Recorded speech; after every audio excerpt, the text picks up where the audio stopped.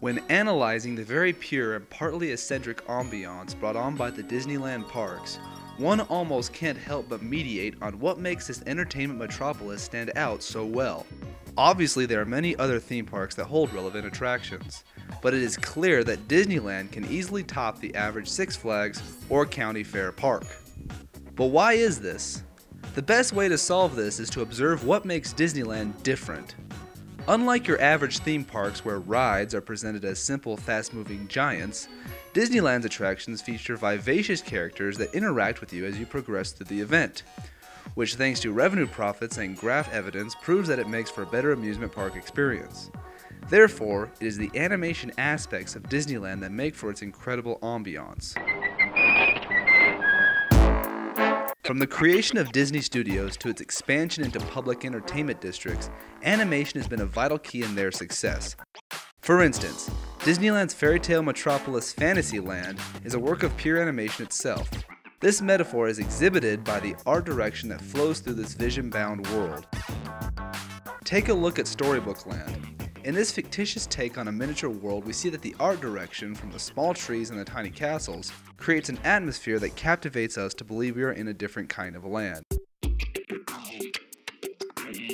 This is exactly what animators strive to do every day. An animator's job is to create the very movements and flowing direction that can create new places and environments. This goal is exceptionally accomplished in the flamboyantly artistic nature of Fantasyland. When it comes to contemporary strides in animation, Disney probably had the biggest foot in the door. From humble beginnings to the animation we see today, Disney has always been one of the best. We created a new type of animation, so new that we had to invent a new name for it. Audio animatronics? Right, audio animatronics. When it came to attribution of animation in the parks, a new idea of audio animatronics was presented on June 23, 1963. It was this day that the Tiki Room was open to the public.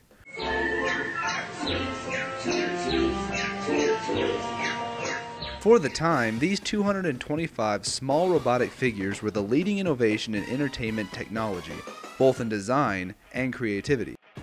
The design was quite unique. Because pneumatic muscles were not enough to support their body structure, hydraulics were put in place to give the animatronics a more realistic feel.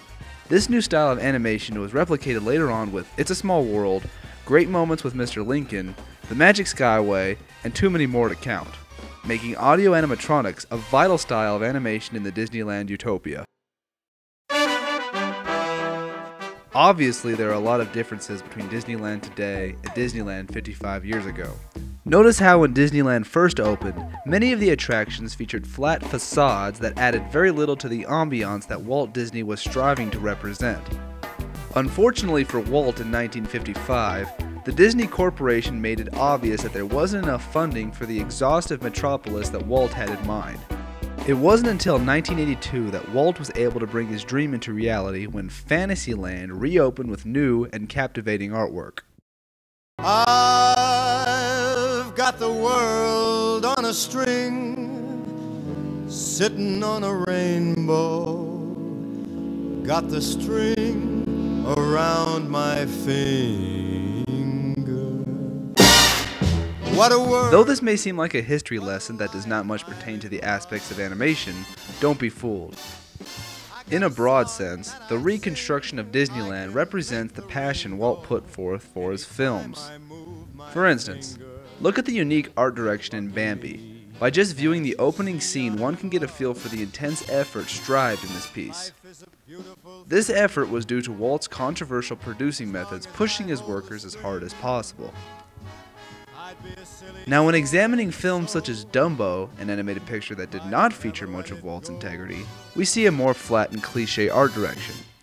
These differences represent the vigor that Walt must have felt when wanting to create a place such as Disneyland, and the letdown he took when he found out that his dream wouldn't be available for a few more decades. I'm in love. I know I'd go from rags to riches. Throughout the years, the parks of Disney have captivated us as a nation, and most of us still can't quite answer why. Disneyland is the most popular theme park because of its willingness to incorporate animation into its atmosphere. This has been done through extensive themes, animatronics, and a healthy growth throughout the years. Therefore, without the inclusion of animation, Disneyland is just another thrill park. But in my heart I'd be a king.